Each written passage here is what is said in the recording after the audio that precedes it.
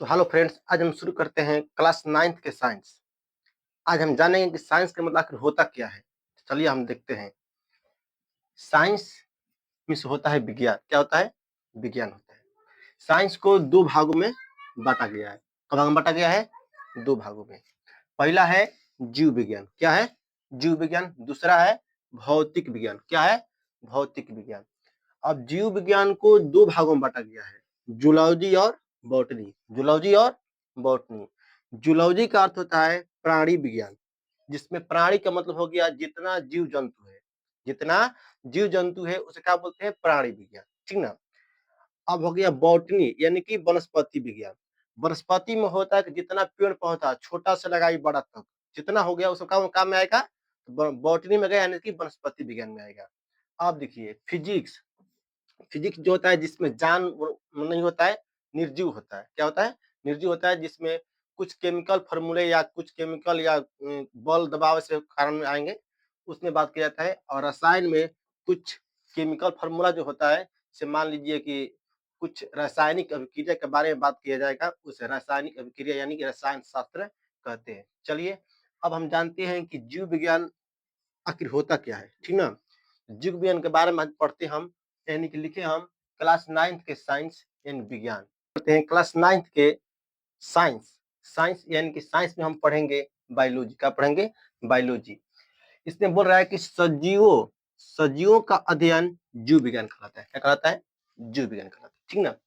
अब देखें कि जीव विज्ञान का जनक अरस्तु। किसको बोलता है? अरस्तु को बोला जाता है। किसको बोला जाता है? अरस्तु को। आप देखेंगे कि जीव विज्ञान को कितने शाखाओं में बांटा गया है। तो जीव विज्ञान को दो शाखाओं में बांटा गया है। ठीक ना। पहला है जूलॉजी और दूसरा है बॉटनी। पहला है जूलॉजी, दूसरा है बॉटनी।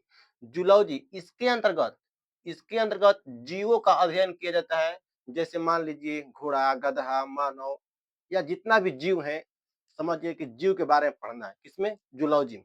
ठीक ना। इनके जनक कौन है? अरस्तु है। कौन है? अरस्तु है। दूसरा है बॉटनी। कौन है? बॉटनी। बॉटनी का मतलब होता है प्राणी विज्ञान। क्या होता है? वो वनस्पति विज्ञान। क्या होता है? वनस्पति विज्ञान। इसके अंतर्गत पेड़ पौधों का अध्ययन किया जाता है। ठीक ना। किसके अंतर्गत? बॉटनी के अंतर्गत पेड़ पौधों का अध्ययन किया जाता है, जिसमें छोटा से लगाई बड़ा पौधा, छोटा से लगाई बड़ा पौधा के बारे में जानना होता है। ठीक ना। चलिए बॉटनी के जनक कौन होते हैं? थियोफिट्स। कितने होते हैं? थियोफिस्ट को कहा जाता है। ठीक ना। चलिए आगे पढ़ते हैं। हम जानेंगे क्लास 9th के चैप्टर 1। चैप्टर 1 कोशिका जीवन की आधारभूत इकाई है। कोशिका जीवन की आधारभूत इकाई है, यानी कि सेल हम लोग के जीवन का आधारभूत इकाई है। ठीक ना। इसमें बोला गया है कि कोशिका का अध्ययन करने वाले को साइटोलॉजी कहते हैं। क्या कहते हैं? साइटोलॉजी कहते हैं। दूसरा है कोशिका प्रत्येक जीवधारी की संरचनात्मक तथा क्रियात्मक इकाई है। यानी हम लोग का जो पहला चरण है कोशिका से ही है। कैसे? कोशिका से। यानी प्रत्येक जीवधारी की संरचनात्मक तथा क्रियात्मक इकाई है। प्रत्येक जीवधारी का शरीर कोशिका से मिलकर बना है। किससे बना है? कोशिका से मिलकर बना है। ठीक ना। सर्वप्रथम कोशिका की खोज 1665 ईस्वी में। कब? 1665 ईस्वी में रॉबर्ट हुक ने किया था। किसने किया था? रॉबर्ट हुक ने किया था। ठीक ना। किंतु इन्होंने मृत कोशिकाओं की खोज की थी। अब देखिए, खोज तो की थी लेकिन मृत कोशिका की। इन्हें father of father of cytology कहते हैं। क्या कहते हैं? फादर ऑफ साइटोलॉजी कहते हैं। क्या कहते हैं? Father of cytology. यानी सर्वप्रथम कोशिका की खोज किसने किया था? रॉबर्ट हुक ने। कब किया था? 1665। कब किया था? 1665 में। किंतु इन्होंने मृत कोशिकाओं की खोज की थी। किसकी की थी? मृत कोशिकाओं की खोज। इसलिए इन्हें फादर ऑफ साइटोलॉजी कहते हैं। क्या कहते हैं? साइटोलॉजी। मृत कोशिकाओं को नेफ्रोसिस कहते हैं। क्या कहते हैं? नेफ्रोसिस। ठीक। रॉबर्ट ब्राउन ने अपनी संबंधित रॉबर्ट ब्राउन ने अपनी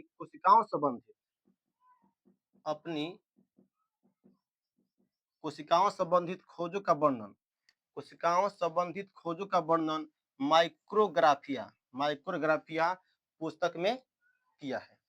किसने? रॉबर्ट ब्राउन ने। अब देखिए, अब आता है सर्वप्रथम जीवित कोशिका की खोज। सर्वप्रथम जीवित कोशिका की खोज 1674 ईस्वी में एंटिनो वॉन ल्यूवेनहॉक ने किया था। मृत कोशिका की खोज रॉबर्ट हुक। मृत कोशिका की खोज रॉबर्ट हुक और जीवित कोशिका की खोज ल्यूवेनहॉक। जीवित कोशिका की खोज ल्यूवेनहॉक। इन्हें फादर ऑफ बैक्टीरियोलॉजी कहते हैं। क्या कहते हैं? Father of bacteriology. यानी कि जो मृत कोशिका की खोज किया उन्हें फादर ऑफ साइटोलॉजी, और जिसने जीवित कोशिका की खोज की उन्हें फादर ऑफ बैक्टीरियोलॉजी कहते हैं। ठीक ना? अब चलिए, आप लोग से क्वेश्चन है कि कोशिका का अध्ययन क्या कहलाता है? तो साइटोलॉजी। क्या कहलाता है? साइटोलॉजी। प्रत्येक कोशिका यानी प्रत्येक जीवधारी कोशिका से, यानी कि उनका संरचनात्मक इकाई है जो कि हम लोग यहाँ पर खड़े हुए हैं। ठीक ना?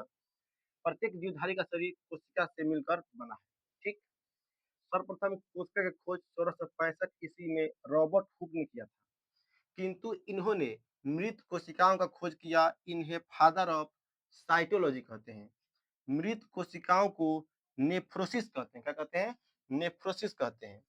यानी अब देखिए, रॉबर्ट ब्राउन ने अपनी कोशिकाओं संबंधित खोजों का वर्णन माइक्रोग्राफिया पुस्तक में किया है। सर्वप्रथम जीवित कोशिकाओं की खोज 1674 ईस्वी में एंटिनो ल्यूवेनहॉक ने किया था। इन्हें फादर ऑफ बैक्टीरियोलॉजी कहते हैं। अगर वीडियो अच्छा लगा तो वीडियो को लाइक करें, चैनल को सब्सक्राइब करें और ऐसे ही वीडियो देखने के लिए हमारे चैनल को सब्सक्राइब करें। हम फिर मिलेंगे नेक्स्ट वीडियो में। तब तक के लिए जय हिंद।